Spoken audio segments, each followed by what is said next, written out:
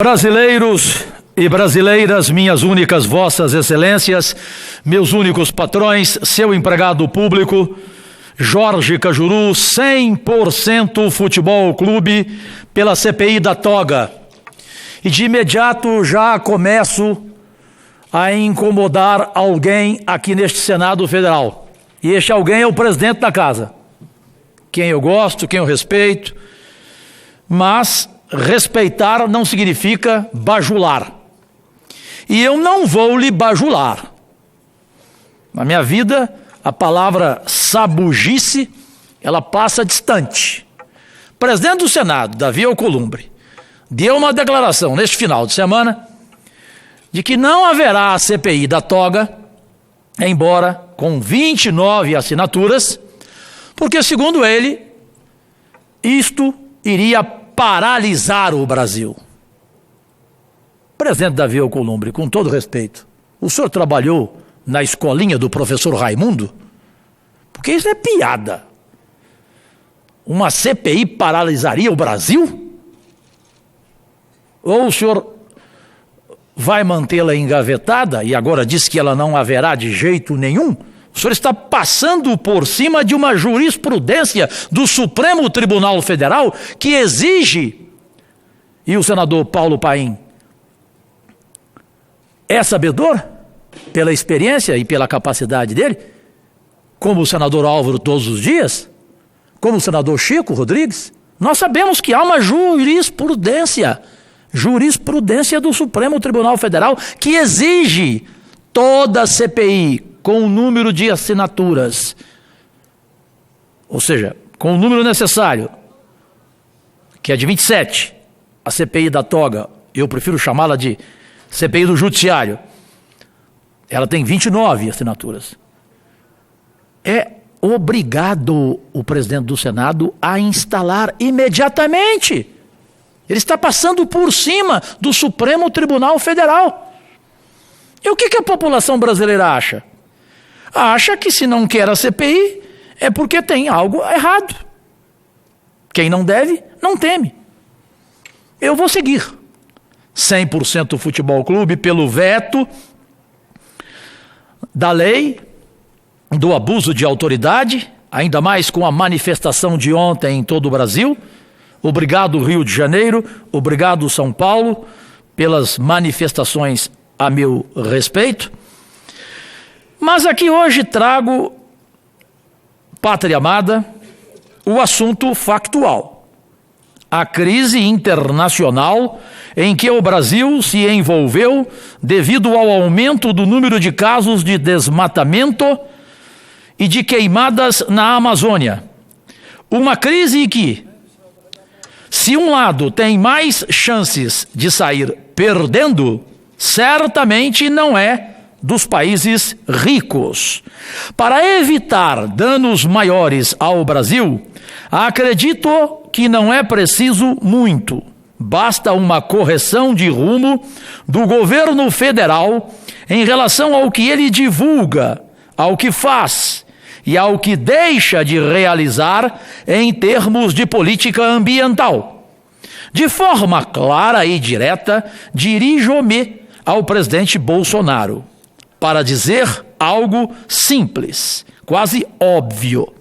Fazendo reconhecimento ao imortal Nelson Rodrigues, segundo quem nem sempre percebemos e que ele chamava de óbvio ululante, presidente, errar é humano.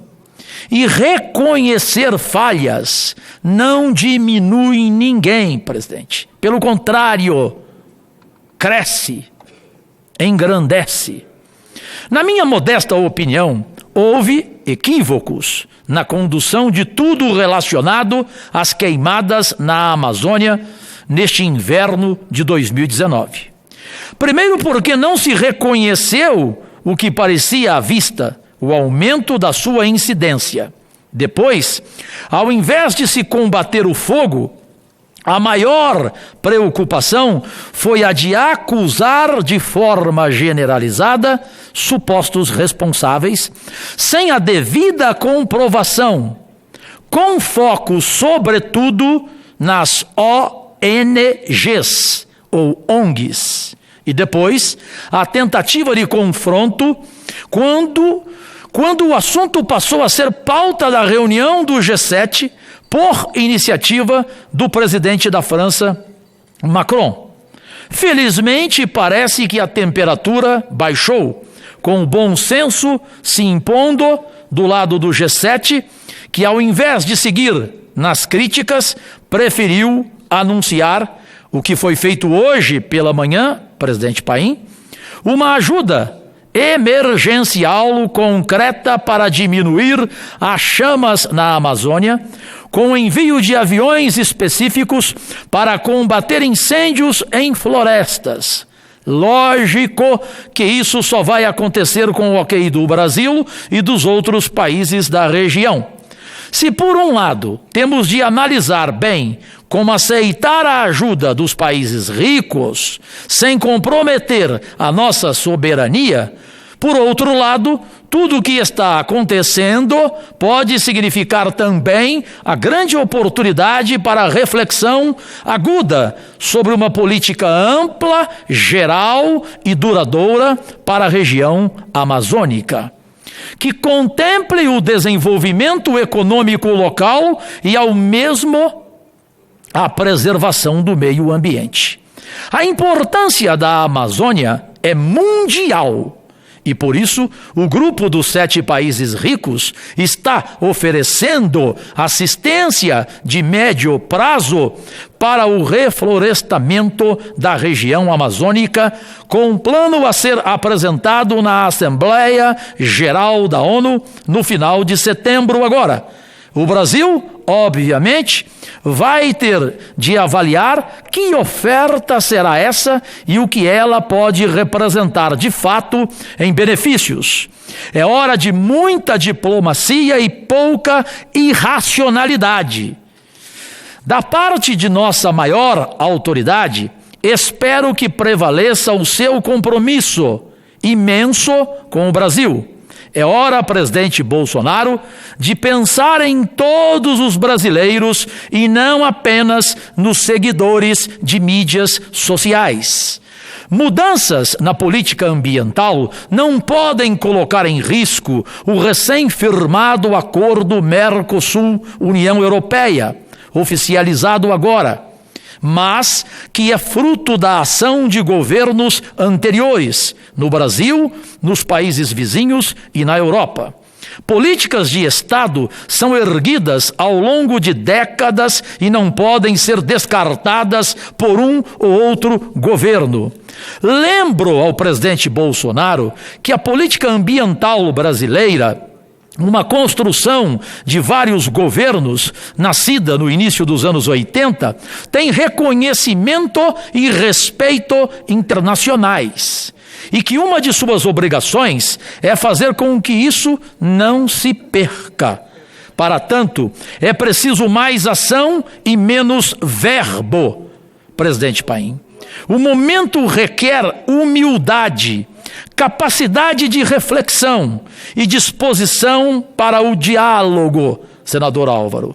Em busca de consenso, é preciso saber ouvir, avaliar com critério o que tem a dizer todos os setores afins, sem se importar com eventuais críticas, senador Chico.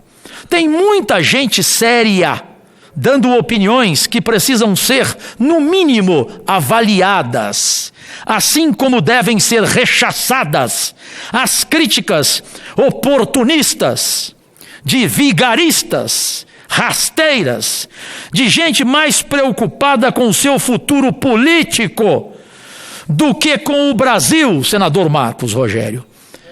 Não é mesmo, governador João Dória? Porque eu dou nomes. Estou falando de ti, porque para mim, você, que nem de senhor eu chamo, é uma figura acre.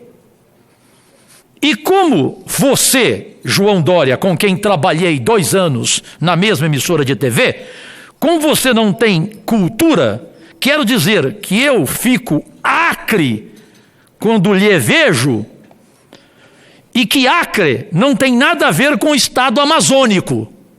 Entendeu, analfabeto? As crises não devem nos amedrontar. Não devem nos amedrontar. Para os homens de coragem, só há um caminho: enfrentá-las. E o presidente tem coragem. É o enfrentamento que vai permitir a busca de soluções. Em especial se deixarmos de lado as paixões e mirarmos objetivos claros de forma racional. Sempre existe uma saída. Como diz a sabedoria popular, a necessidade pode ser a mãe da criatividade. Eu não tenho dúvida.